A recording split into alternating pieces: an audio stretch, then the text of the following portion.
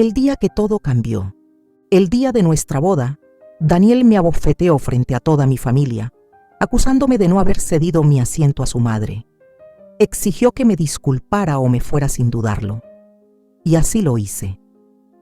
Aquel día debía ser el más feliz de mi vida, uno que había soñado durante años. La ceremonia tendría lugar en Barcelona, una ciudad llena de encanto, entre calles empedradas y balcones cubiertos de bugambilia. Debía estar lleno de amor, risas y la promesa de un futuro compartido. Pero todo se convirtió en una pesadilla. La ceremonia fue hermosa. La música suave, las flores perfectamente dispuestas y los invitados sonreían al verme caminar hacia el altar. Miraba a mi alrededor emocionada, esperando comenzar mi nueva vida junto a Daniel. Sin embargo, esa noche cambiaría drásticamente cuando su madre, la señora Whitmore, se me acercó con una mirada severa. «Valeria», dijo con voz llena de desprecio, «necesitamos hablar». La seguí a un rincón apartado del salón, pensando que sería algo menor, pero su rostro estaba rojo de ira. Me acusó de ser irrespetuosa, de haberla avergonzado frente a todos. Me quedé perpleja. No había hecho nada malo, solo había sido educada. Traté de explicarme, pero no me dio oportunidad. En ese momento, Daniel, quien conversaba animadamente con unos invitados, se acercó. Su madre levantó la voz y me acusó de arruinar el día para todos. Antes de que pudiera defenderme, Daniel, con el rostro torcido de ira, me acusó de haber humillado a su madre. Fue entonces cuando me abofeteó, frente a todos. El salón quedó en silencio. Sentí una mezcla de dolor físico y humillación. Las miradas incómodas de los invitados, las sonrisas satisfechas de su madre, todo se volvió una pesadilla. Daniel gritó que era una vergüenza, que no podía creer haberse casado conmigo. Las lágrimas llenaban mis ojos. No pude más. Me disculpé del evento y salí del salón buscando un lugar tranquilo donde procesar lo sucedido. Había soñado con este día como si fuera un cuento de hadas, pero lo que viví fue un cruel recordatorio de la realidad. El comportamiento de Daniel y su madre no fue un arrebato momentáneo, sino una muestra de una dinámica tóxica que no había comprendido del todo. Esa noche tomé una decisión. No sería víctima de su crueldad. Buscaría justicia y expondría la verdad, sin importar lo difícil que fuera el camino por delante. En las semanas posteriores, el dolor y la humillación seguían frescos, pero sabía que no podía permitir que la crueldad de Daniel y su madre definiera mi vida. Contraté a un detective privado para reunir pruebas de los abusos emocionales y financieros que había soportado. A pesar de todo, sentí una nueva fuerza. Robert Talls, el detective, tenía un porte firme, una mirada calculadora y una voz calmada. «Este debe ser para ti», dijo mientras revisábamos documentos. «Pero si estás dispuesta a trabajar conmigo, podemos llegar al fondo de todo esto». Asentí, sintiendo un rayo de esperanza. «Haré lo que sea necesario», dije. «Solo quiero que la verdad salga a la luz». Con Robert a mi lado, comencé a grabar mis conversaciones con Daniel y la señora Whitmore. Era incómodo y estresante, pero sabía que era necesario.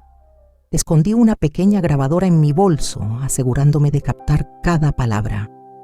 No pasó mucho tiempo antes de darme cuenta de cuán manipuladores y abusivos eran. En los días que siguieron a la boda, mi vida parecía un torbellino de emociones intensas.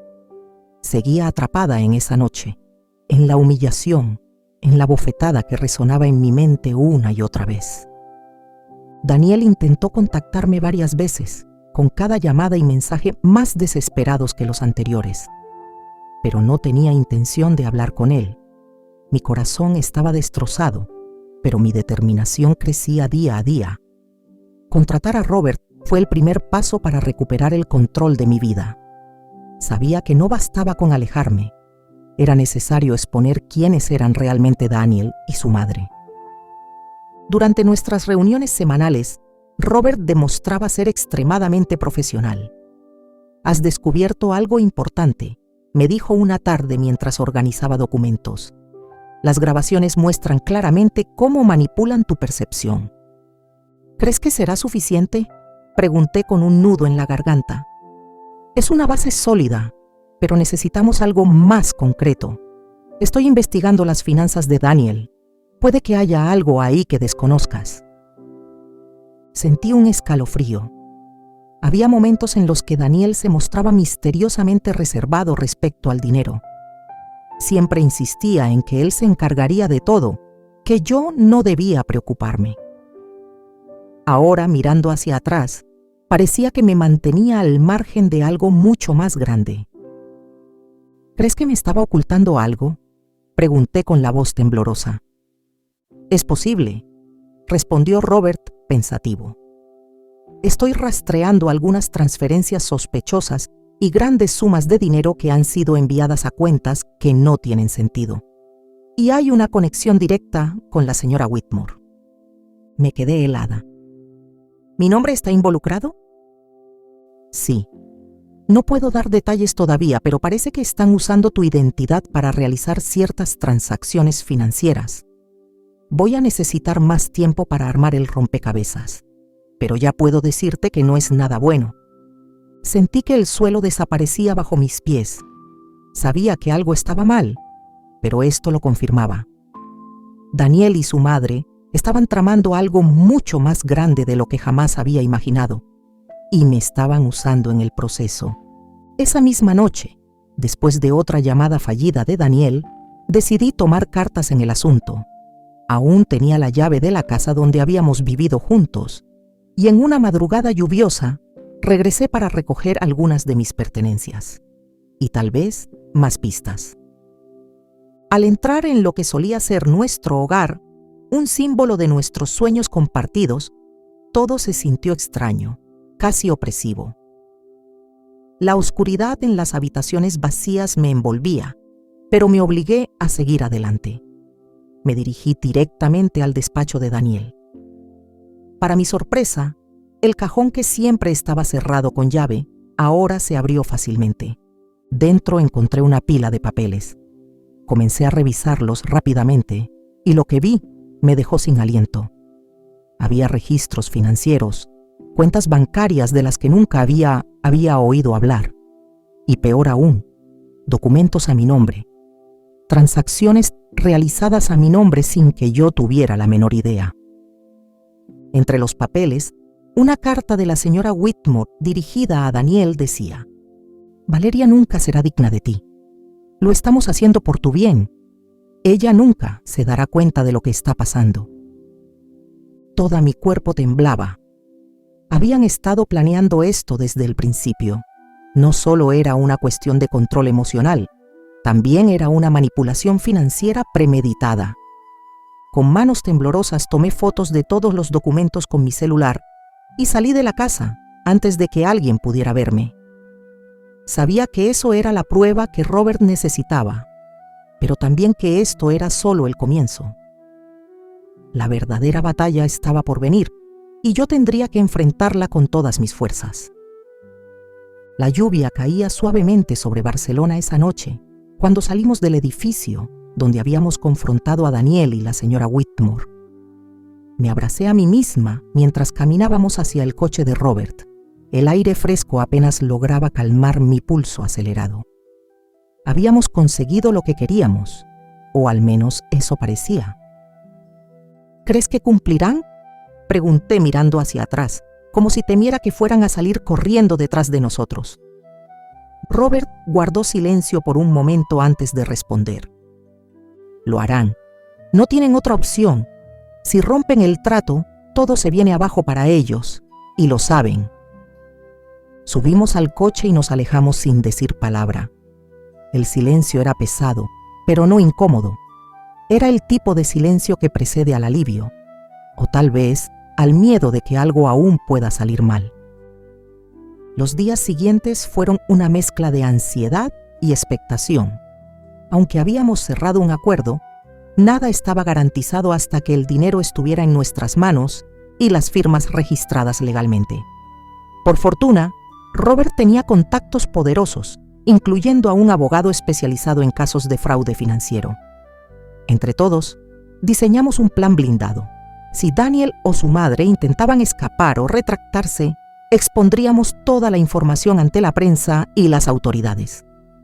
Una semana después, recibí una llamada de Robert. Está hecho. Las transferencias están completas. Han vaciado sus cuentas principales y han cedido gran parte de sus bienes. Incluso han dejado la casa. Me quedé en silencio, procesando la noticia. No sentí victoria inmediata ni satisfacción. Más bien, fue como si un peso enorme hubiera sido levantado de mis hombros, pero también sabía que esto no me curaría de inmediato. Lo que había vivido iba más allá del dinero o la justicia superficial. Se trataba de recuperar mi dignidad, mi voz, mi identidad. Aún así, acepté el giro que tomó mi vida. Con el dinero obtenido, contraté terapia profesional y comencé a construir una nueva vida lejos de todo lo relacionado con Daniel. Decidí mudarme a un pequeño apartamento cerca de la playa, en un rincón tranquilo de la ciudad. Quería estar cerca del mar, sentir la brisa salina y dejar que cada amanecer me recordara que podía empezar de nuevo. Pinté las paredes de blanco y colgué cuadros con paisajes de acantilados y olas. Quería paz. Y, por primera vez en mucho tiempo, creí que podría conseguirla. Durante semanas mantuve una rutina estricta: terapia 2 veces por semana, ejercicio diario, lectura por las noches. También empecé a escribir. No novelas ni historias ficticias. Escribí sobre lo que había vivido, lo que había sentido. Fue doloroso, pero liberador. Y, poco a poco, fui sanando. Un día, mientras paseaba por la orilla del mar, encontré una carta dentro de una botella arrojada por la marea. Era una nota escrita por un niño, deseando que alguien la encontrara y le respondiera. Sonreí, saqué un bolígrafo y le contesté desde el alma. Tal vez nunca llegaría a él, pero saber que alguien, en algún lugar, esperaba un mensaje de esperanza me hizo recordar que yo también lo había hecho una vez. Pensé que había terminado con todo, pero meses después recibí una visita inesperada. Daniel apareció en la puerta de mi apartamento. No lucía como antes. Su cabello estaba desaliñado, llevaba barba crecida y sus ojos mostraban un cansancio profundo. Valeria, dijo con voz ronca, necesito hablar contigo. Vacilé, pero algo en su tono me hizo abrir la puerta. Le ofrecí asiento en la sala, aunque permanecí de pie, alerta. No vine a disculparme, empezó. Vine a pedirte perdón. Levanté una ceja. ¿Después de todo lo que pasó? Él bajó la mirada. Mi madre está enferma, cáncer terminal. Está en tratamiento, pero no tiene mucho tiempo. Antes de morir me pidió que te devolviera algo que no debería haber tomado jamás. Sacó una pequeña caja envuelta en papel azul oscuro. La dejó sobre la mesa. Es tuya, nunca debió ser tocada. Abrí la caja lentamente. Dentro estaba el collar que usé el día de la boda. Mi madre me lo había regalado antes de morir. Lo había dejado en la casa aquel día y creí que se había perdido para siempre.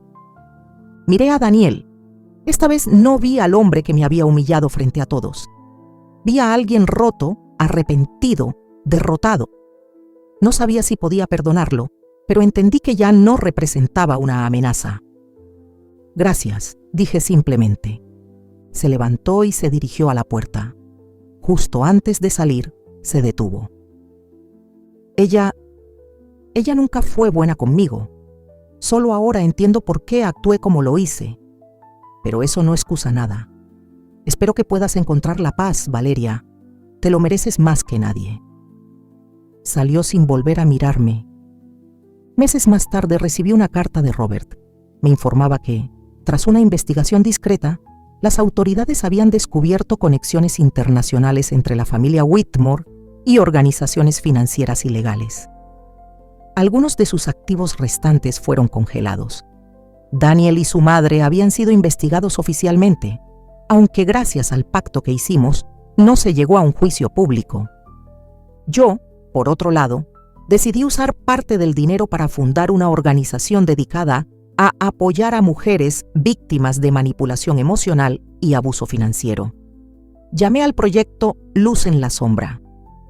Hoy vivo en un mundo diferente, no perfecto, pero real, donde aprendí que el amor verdadero no es control, sino libertad, y que a veces, incluso en medio de la oscuridad, uno puede encontrar su propia luz.